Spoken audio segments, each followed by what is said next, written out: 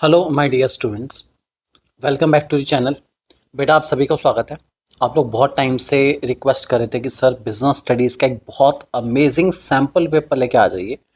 तो मैं क्या चलो जल्दी जल्दी बच्चों को एक सैम्पल पेपर करा देते हैं ताकि जो उनकी प्रैक्टिस चल रही है उसमें पता भी चल जाए कि वो कहाँ स्टैंड करते हैं और उन्हें कहाँ कहाँ पे कितना कितनी इम्प्रूवमेंट की नीड है। वो सब हम टैली करेंगे सैम्पल पेपर के थ्रू। इस सैम्पल पेपर के हर एक क्वेश्चन को आप सभी बच्चे पहले खुद ट्राई करेंगे और उसके बाद जो मैं आंसर बताऊंगा उस आंसर को अच्छे से सुनेंगे और याद भी करके चलेंगे। काफ़ी इंपॉर्टेंट सैम्पल पेपर है आप लोगों के लिए बेटा, ठीक है। So thank you. चलो स्टार्ट करते हैं हम लोग आज के इस वीडियो को। तो बेटा पहला क्वेश्चन हमारे सामने आ रहा है, ठीक है। तो चलो पहले क्वेश्चन हम सॉल्व करते हैं, ठीक है। एमसीक्यू है, dash is a voluntary association of person who join together.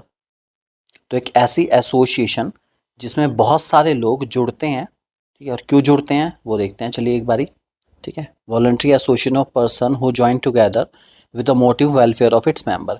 अपने मेंबर्स की भलाई करने के लिए जुड़ना, ये आपको ऑलरेडी पता है, ये हमारा है कोऑपरेटिव सोसाइटी। आप लोग ऑलरेडी इसको जानते हैं कि कोऑपरेटिव सोसाइटी में सारे मेंबर्स मिलके एक दूसरे को सपोर्ट करते हैं और उन सबके वेलफेयर के लिए जुड़ते हैं। ध्यान रख के चलेंगे। दूसरा क्वेश्चन हमारे सामने आ चुका है, there are various restrictive clauses in the agreement relating to transfer of technology, pricing of dividend payment. किस फॉर्म ऑफ ऑर्गेनाइजेशन में ऐसा होता है कि टेक्नोलॉजी का ट्रांसफ़र करना, प्राइसिंग, डिविडेंड पेमेंट, इन सब के ऊपर डिस्कशन पहले से चलते हैं। देखिए पार्टनरशिप में तो डिविडेंड होता ही नहीं, ठीक है। उसके गवर्नमेंट कंपनी में होता है, स्टैच्यूटरी कॉर्पोरेशन में भी डिविडेंड की बात नहीं आती जनरली वैसे, ठीक है। तो अब गवर्नमेंट कंपनी या ग्लोबल एंटरप्राइज, अब गवर्नमेंट कंपनी में तो टेक्नोलॉजी से रिलेटेड बात होती ही नहीं है, ठीक है। तो इसका जो सही आंसर रहेगा वो रहेगा हमारे पास ग्लोबल एंटरप्राइज। जो एमएनसीज होती हैं उसका ये फीचर है, ध्यान रख के चलेंगे। Question number 3, according to principle या this principle an insurance policy is design to provide compensation only for such losses as are caused by perils which are stated in the policy. मतलब जिस चीज़ के लिए बताया गया उसी चीज़ का इंश्योरेंस मिलेगा, या आप लोग जानते हैं इसको हम कहते हैं अप्रॉक्सीमेट कॉस्ट, ठीक है। ध्यान रख के चलेंगे इस बात को। Question number 4, it is largely due to use of dash that today it become possible for the firm to go in for flexible manufacturing. Use of computer network make it possible for the marketing department to interact constantly with the production department. Obviously बात कुछ computer से related आएगा यहाँ पर इस blank में, ठीक है। तो हम इस ब्लैंक को फिल करने की कोशिश करेंगे, देखते हैं क्या आता है। तो किसकी मदद के थ्रू हम लोग हर एक चीज़ को लिंक कर पा रहे हैं, प्रोडक्ट को कस्टमाइज़ करा पा रहे हैं, लोगों के घर तक अपने प्रोडक्ट को पहुँचा पा रहे हैं।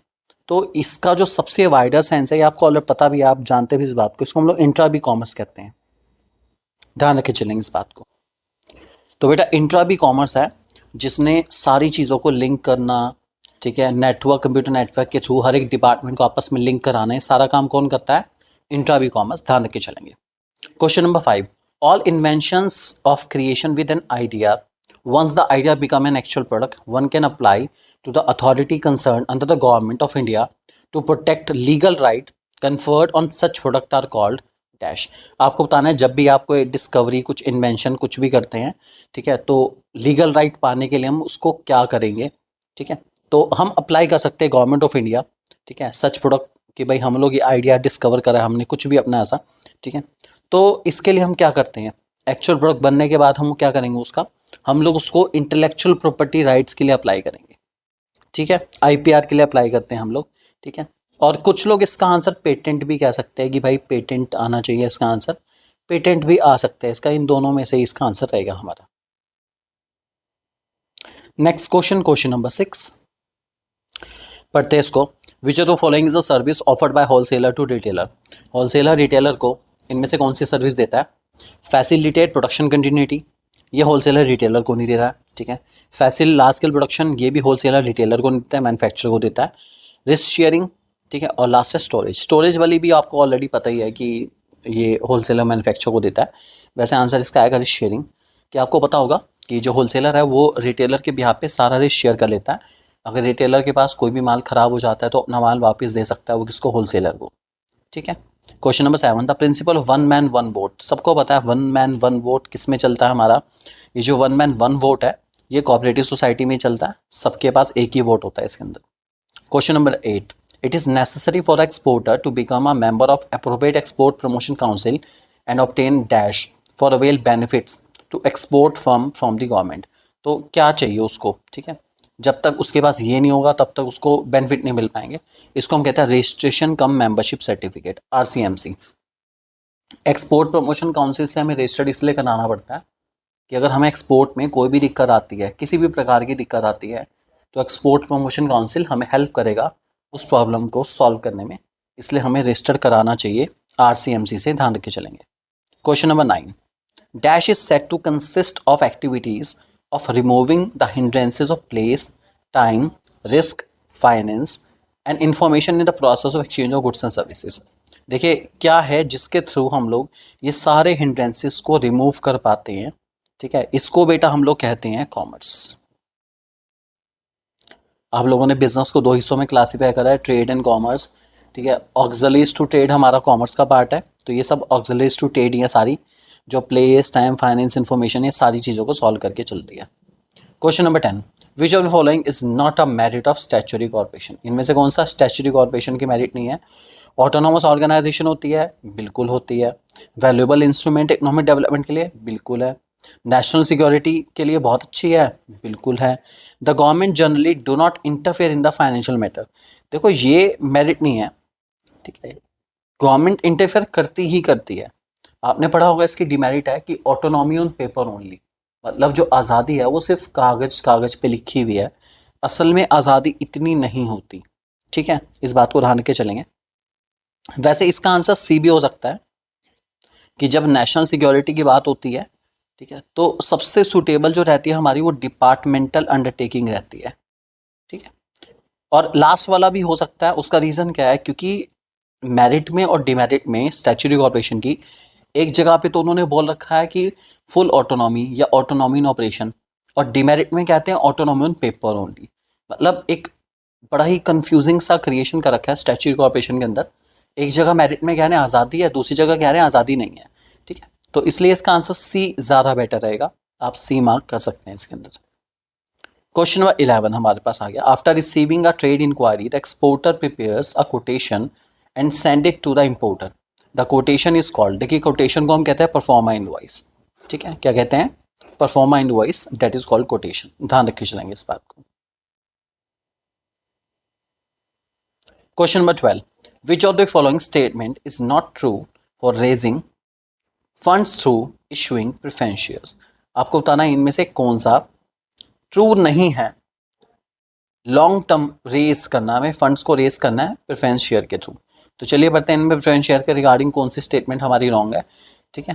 क्वेश्चन नंबर 12 हम कर रहे हैं। Preference shares provide reasonable study income in the form of fix rate of return and safety of investment. हाँ तो भाई पहली वाली बात तो बिल्कुल ठीक है, ऐसा होता है, ठीक है, आपको नॉट ट्रू बताना है। Preference shares are useful for those investor who want fix rate of return with comparative low risk. हाँ ये बात भी सही है, बिल्कुल प्रेफरेंस शेयर यही लोग लेते हैं।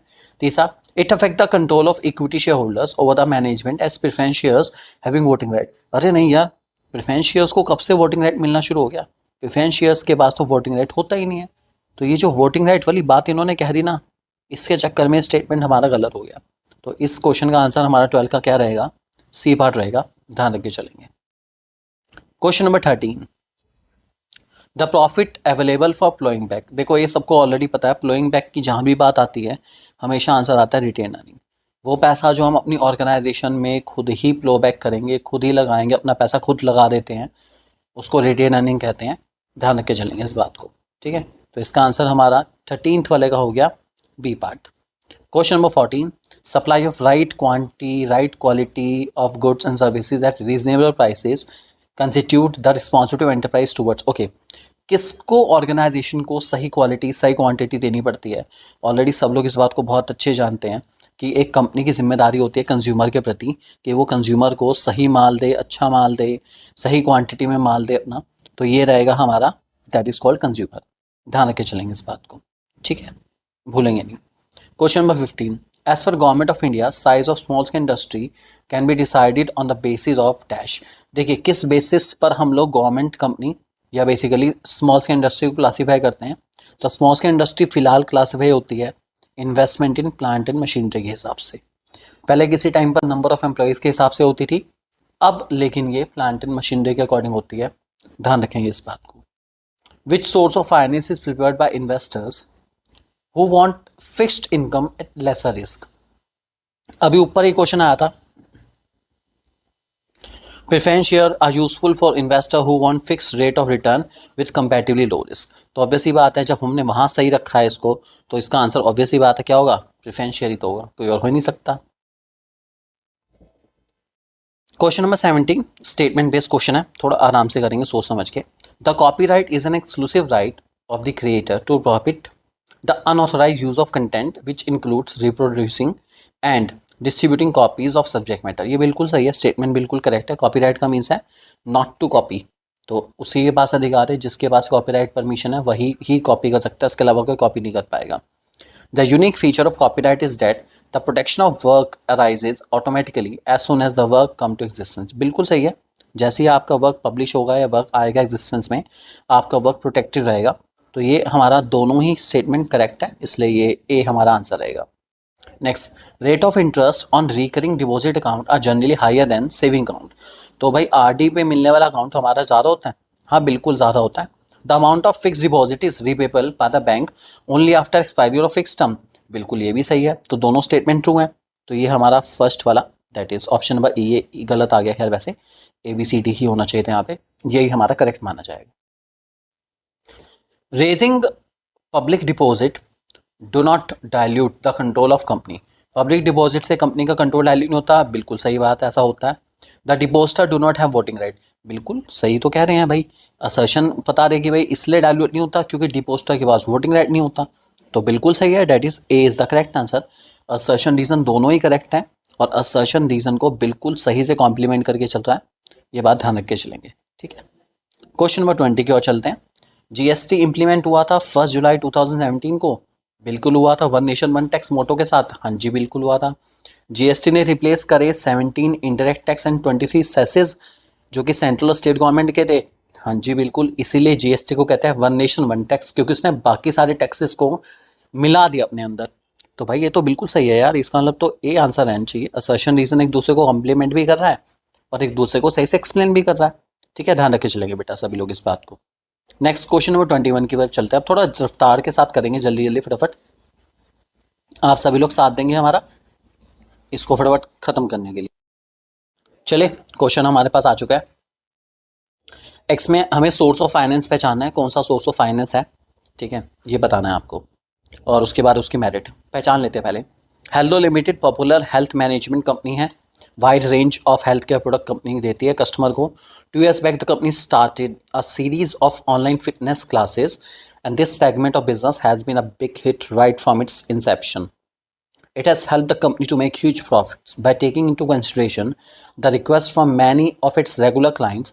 The company has now decided to start fitness centers at 5 strategic locations within the country. The management of the company has decided to use the portion of its undistributed profit. जो profit company ने कमाया, company उसी को use करना चाह रही है, वो उसने बांटा नहीं है, आज यूज करेगी उसी पैसे को।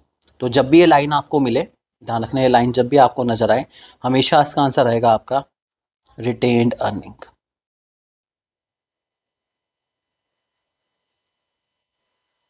ठीक है, ध्यान रखे चलेंगे। उसके 2 मेरिट बता दो को अभी कि रिटेन अर्निंग से एक तो सबसे अच्छी बात है कि कोई भी आपकी लायबिलिटी अराइज नहीं होती, ठीक है, और बर्डन भी क्रिएट नहीं होता, ध्यान रखे चलेंगे। उसके बाद इटिनरेंट रिटेलर्स के characteristic, they move from one place to another in search of customer, they do not deals in standardise product. आप जो देना चाहें दे सकते हैं, बहुत सिंपल क्वेश्चन है। How does wholesaler help manufacturer, अब होलसेलर मैन्युफैक्चर को कैसे हेल्प करता है इकोनॉमीज ऑफ स्केल के अंदर, क्योंकि होलसेलर जो है ना बहुत बल्क में सामान खरीदता है मैन्युफैक्चर से, इसलिए मैन्युफैक्चर बल्क में बनाता है, बल्क में बनाएगा तो उसको कॉस्ट कम से कम पड़ेगी, इसी को हम कहते हैं इकोनॉमीज ऑफ स्केल, ठीक है। तो इसमें जो आपका पॉइंट है मैन्युफैक्चर कैसे हेल्प, सॉरी होलसेलर कैसे हेल्प करता है, उसमें आप लार्ज स्केल प्रोडक्शन वाला पॉइंट लिखेंगे ना, उसका अपने आप ये वाला पॉइंट हमारा क्लियर हो जाएगा। मैं लिख देता हूँ, इसके अंदर आपका आएगा लार्ज स्केल प्रोडक्शन वाला पॉइंट,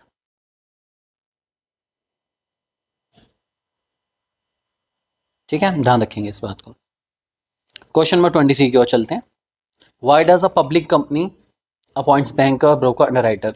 देखिए जो पब्लिक कंपनी होती है इसको बैंकर, ब्रोकर, अंडरराइटर की जरूरत क्यों पड़ती है, आपसे पूछा गया क्वेश्चन में। तो इसको जो बैंकर, ब्रोकर, अंडरराइटर की जरूरत पड़ती है वो पड़ती है नेसेसरी डॉक्यूमेंट बनाने के लिए। जब अपनी प्रमोशन की स्टेज ये कंप्लीट करती है तो उसमें जो नेसेसरी डॉक्यूमेंट है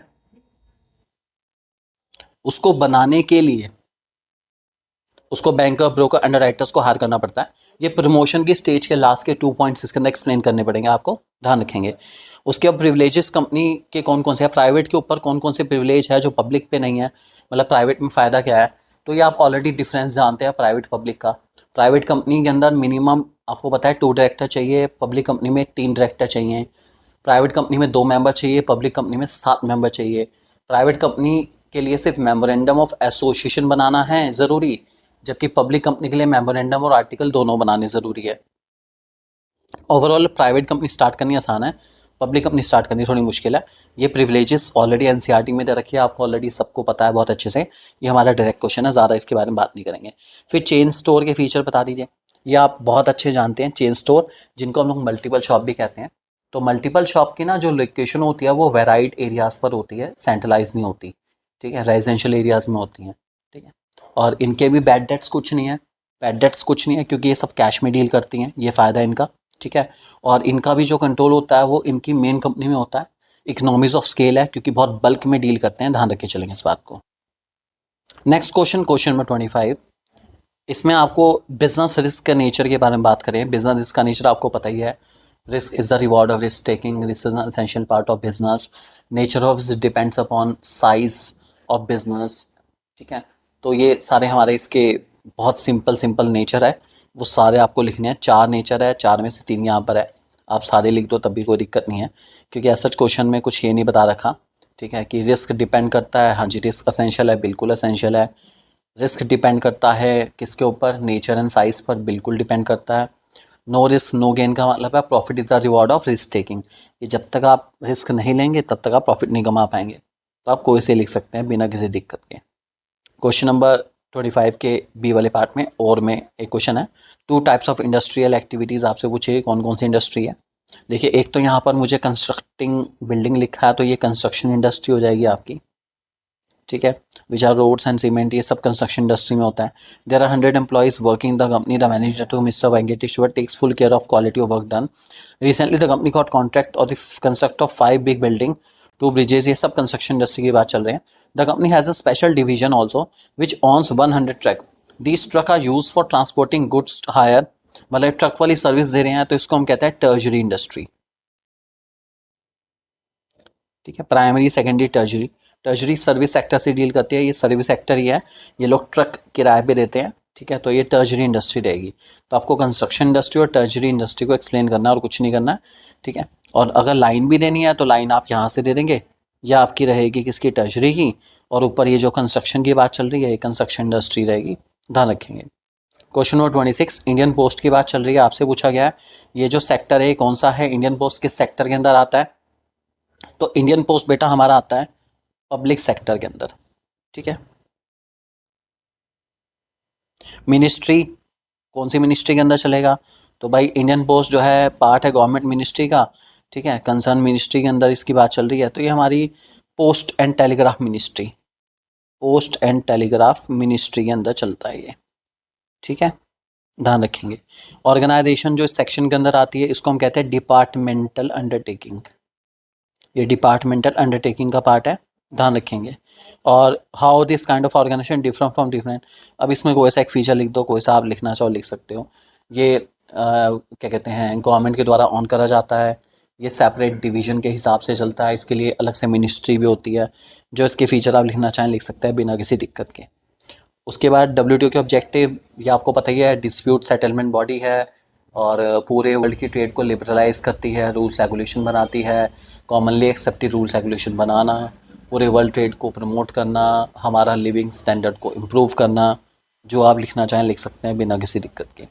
ई बिज़नेस के बेनिफिट्स, डायरेक्ट क्वेश्चन है। ई बिज़नेस के बेनिफिट है आपके पास 24/7 एक्सेस है ई बिज़नेस का, आप जब करना चाहें तब कर सकते हैं, ये सबसे बड़ी खासियत है ई बिज़नेस की। अपना आप पूरे वर्ल्ड में डील कर सकते हैं, ठीक है। ऑन जस्ट सिंगल क्लिक आप डील कर सकते हैं। ई बिज़नेस के बेनिफिट डायरेक्ट क्वेश्चन है, आप आसानी से लिख सकते हैं।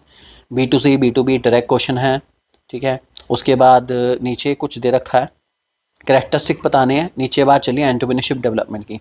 तो एंटरप्रेन्योरशिप डेवलपमेंट की बात करूँ तो आपको बताइए, एंटरप्रेन्योरशिप एक सिस्टमेटिक एक्टिविटी है, ठीक है। उसके बाद एक पर्पसफुल एक्टिविटी है, उसके बाद एक लॉफुल एक्टिविटी है, ये इनोवेशन के ऊपर फोकस्ड है। ऐसे कोई से आप फीचर लिख सकते हैं जो देना चाहें दे सकते हैं आप फीचर। काफ़ी सिंपल क्वेश्चन है, बिना किसी दिक्कत का आप लिख लेंगे। अगला, name the concept define the right and the wrong behaviour in this world of business. Business में राइट एंड रॉन्ग बताने की जिम्मेदारी है बिजनेस एथिक्स की, ठीक है। और उस बिजनेस एथिक्स के आपको एलिमेंट भी देने हैं। एलिमेंट आपको ऑलरेडी पता है, उसका पहला element top management commitment, publication of code, involving employees at all level, measuring result, ठीक है। उसके बाद कॉम्प्लायंस मैकेनिज्म को सेटअप करना, ये सब इसके एलिमेंट्स आप कोई से लिखना चाहें लिख सकते हैं। 4 मार्क्स हैं तो 3 एलिमेंट दे देना बिना किसी दिक्कत के। क्वेश्चन नंबर 31 में आपसे पूछा गया है, how do you think he will be compensated for a loss in case by the two insurance company. कुछ नुकसान हुआ है, कैसे कैसे उसको क्लेम मिलेगा, ये पूछा गया आप लोगों से। एक अनिल है, ठीक है, बेंगलुरु में उसका ऑफिस है, उसने डबल इंश्योरेंस पॉलिसी ले रखी है, 1 से 2 करोड़ की ले रखी है, ठीक है, कंपनी ए से, और बी कंपनी से उसने ले रखी है 3 करोड़ रुपीज़ की इंश्योरेंस पॉलिसी, ठीक है। लॉस हुआ है 50 लाख रुपीज़ का, ठीक है। और उसने दोनों कंपनी के अंदर 50 लाख ईच क्लेम करा है कि भाई 50 लाख तुम दे दो, 50 लाख तुम दे दो, ठीक है। ऐसा तो हो नहीं सकता है, आप जानते हैं, as per principle of contribution, ठीक है। अगर 2 कंपनी से इंश्योरेंस पॉलिसी ले रखी है तो दोनों कंपनी आपको अमाउंट उतना ही देगी जितने का लॉस हुआ है, क्योंकि insurance is not done for the purpose of earning money. इसका मेन पर्पस है आपको उसी फाइनेंशियल पोजीशन में वापस ला के देना जिसमें आप लॉस से पहले थे, as per principle of indemnity, ठीक है। तो आपको प्रॉफिट तो कमाने का मौका नहीं मिलेगा। अब ये है क्या, बेसिकली बता देता हूँ। देखिए, उन्होंने 2 और 3 मतलब 2:3 में जो है ऑलरेडी पॉलिसी ले रखी है, ठीक है। तो जो 50 लाख है वो 2:3 में ही कंपनसेट होगा। मतलब 2:3 का मतलब है 50 लाख का 2/5, 2/5 हिस्सा, मीन्स 20 लाख रुपए मिलेंगे कंपनी ए से, ठीक है, और 30 लाख रुपए मिलेंगे कंपनी बी से, ठीक है। तो ये ध्यान रख के चलेंगे, शेयर जो है ये ऐसे निकलेगा। और उसके बाद कंपनसेट तो वो नहीं कर पाएगा दोनों कंपनी से ईच से। और अगर company A decide to pay 50 lakh to Anil, how much amount of claim will be due to company B. अगर ए की पूरे 50 लाख देने को तैयार हो जाती है तो कंपनी बी कितना देगी, नील, कुछ नहीं देगी। कंपनी भी मना कर देगी क्योंकि मिलने 50 लाख ही हैं। कौन सा इंश्योरेंस प्रिंसिपल है, प्रिंसिपल का नाम मैं आपको बता चुका हूँ, that is principle of contribution. बहुत इंपॉर्टेंट प्रिंसिपल है और इस टाइप का क्वेश्चन हर स्कूल के पेपर में आ रखा है। मतलब ये जो इंश्योरेंस के प्रिंसिपल वाला टॉपिक है ना, हमारे मोस्ट इंपॉर्टेंट, इसको बहुत अच्छे से करके चलना, काफ़ी इंपॉर्टेंट है। Over the years, internet has revolutionized our life. One of the significant utility of internet is e-banking. E-banking के फ़ायदे वगैरह पूछें और कुछ नहीं। बैंकिंग के फ़ायदे क्या हैं, उसके एडवांटेज बता दो, NEFT के बारे में बता दो, डायरेक्ट क्वेश्चन आप बता सकते हैं। One month back, Manoj has placed import order with Blaze Limited for the supply of illumination lights from Japan. He has now received a set of documents from Blaze Limited informing him about the shipment of the goods. He also forwarded a bill of exchange along with a set of documents to his bank. Manoj has accepted the bill of exchange, made payment to the bank in order to get the document of the title. Name the various document being described in the above paragraph. बेटा ये जो ऊपर आ रहा है ना document, ठीक है, इसको हम कहते हैं रिसिप्ट ऑफ शिपमेंट एडवाइस। वैसे तो ये शिपमेंट एडवाइस होती है, ठीक है। पहले तो शिपमेंट एडवाइस आ गई होगी उसके पास कि भाई सामान आ रहा है, ठीक है। उसके बाद ये आपके सारे डॉक्यूमेंट्स आएंगे, इसको हम कहते हैं इंपोर्ट डॉक्यूमेंट कह सकते हैं इसको, ठीक है। ये सारे डॉक्यूमेंट आ रहे हैं। उसके बाद मनोज ने जो है सारे डॉक्यूमेंट जो है फॉरवर्ड करे हैं बिल ऑफ एक्सचेंज के साथ बैंक में, और बैंक ने एक्सेप्ट कर लिया और उसको पेमेंट करने के लिए कह रहे हैं अपना, ठीक है। तो ये सारे डॉक्यूमेंट्स हमारे इंपॉर्टेंट है, ठीक है। Discuss in brief the remaining step that need to be perform by Manoj in order to get the goods release from the port of arrival. अब देखिए इसके अंदर आपका जो इम्पोर्ट वाला डॉक्यूमेंट है, सॉरी इम्पोर्ट का प्रोसीजर है हमारा, ठीक है, उसमें आपको 5-6 पॉइंट के बाद रिसिप्ट ऑफ शिपमेंट एडवाइस एक पॉइंट आता है कि शिपमेंट एडवाइस आ चुकी है। उसके बाद वाले जितने पॉइंट है लास्ट के 3-4 पॉइंट वो आपको एक्सप्लेन करने पड़ेंगे इसके अंदर क्वेश्चन में, ध्यान रखेंगे इस बात को। उसके बाद शीतल एंड शिल्पी जो है क्लोज बिजनेस फ्रेंड है, ठीक है। Engage in discussion of benefits of trade, Shilpi feel even between nation is highly beneficial while Sheetal feel economy is develop. Okay, कुछ नहीं है, इंटरनेशनल ट्रेड के फ़ायदे एक शिल्पी कह रही है सिर्फ देश को होते हैं और शीतल कह रहे हैं नहीं भाई देश इकनॉमी सबको होते हैं। तो आपको कुछ नहीं करना, इंटरनेशनल ट्रेड के बेनिफिट जो है ना वो लिख के दिखाने हैं और कुछ नहीं, कि आपको दोनों के हिसाब से लिखना है कि बेनिफिट कौन कौन से हैं जो शिल्पी मतलब इंटरनेशनल ट्रेड के बेनिफिट नेशन को क्या क्या है और फर्म को क्या क्या है, दोनों एक्सप्लेन करने हैं, ध्यान रख के चलेंगे। उसके बाद मेमोरेंडम ऑफ एसोसिएशन क्या है, ये एक मेन डॉक्यूमेंट है कंपनी का। इसके क्लॉजेज आपको ऑलरेडी पता होंगे, name clause, object clause, registered office clause, capital clause, liability clause, ठीक है, रजिस्टर्ड ऑफिस क्लॉज हमारा, ये सब इसके अंदर आपको लिखना पड़ेगा। एसोसिएशन क्लॉज, ये सब आपको एक्सप्लेन करने पड़ेंगे। उसके बाद मेरिट डिमेरिट बताओ, raising of fund from financial institution. भाई फाइनेंशियल इंस्टीट्यूशन लॉन्ग टर्म का एक बहुत अच्छा सोर्स है, अगर आप पैसा लेना चाहेंगे देते हैं बिल्कुल पैसा, कोई इशू वाली बात नहीं है, पैसा आप जितना मर्जी ले लो इनसे, ठीक है। और इसकी सबसे बड़ी खासियत पता क्या है, इनका पेपर वर्क बहुत ज़्यादा होता है, तो अगर आपको इनसे लोन मिल जाता है ना तो आपकी गुडविल बड़ी अच्छी बढ़ जाती है। तो फाइनेंशियल इंस्टीट्यूशन से लोन लेना अच्छा ही है, बुरा तो बिल्कुल नहीं है भाई। इनसे लोन लेना आपके लिए ऑब्वियस ही बात है, तारीफ़ की बात है, आपको काफ़ी ज़्यादा बेनिफिट ये देंगे अगर आप इनसे लोन ले लें तो, ठीक है। इनकी एक डिमेरिट भी है कि ये ना आपकी डिविडेंड पॉलिसी के ऊपर अफेक्ट करते हैं, आप बिना इनसे पूछे डिविडेंड बांट नहीं सकते बिल्कुल भी, इसलिए ये थोड़े से डिविडेंड को अफेक्ट करते हैं, इसकी डिमेरिट है, ठीक है, लिमिटेशन जिसे हम कहते हैं। तो ये डायरेक्ट क्वेश्चन है, डायरेक्ट क्वेश्चन में तो बेटा सबके पास अपनी अपनी बुक है, जिसने जो याद कर रखा है लिखेगा वही अपना, इसलिए मैंने डायरेक्ट क्वेश्चन के ऊपर बहुत ज़्यादा एम्फसाइज नहीं करा। आप लोग फिर भी किसी क्वेश्चन में आपको डाउट रहता है तो आप कमेंट सेक्शन में जाके ज़रूर बताना। Thank you very much, channel को सब्सक्राइब कर लेना और शेयर करना मत भूलना अपने सारे दोस्तों के साथ। और इस पर्टिकुलर लेक्चर की एक बहुत अमेजिंग डॉक्यूमेंट भी आपको हमारी ऐप पर मिल जाएगी। Thank you and God bless you all.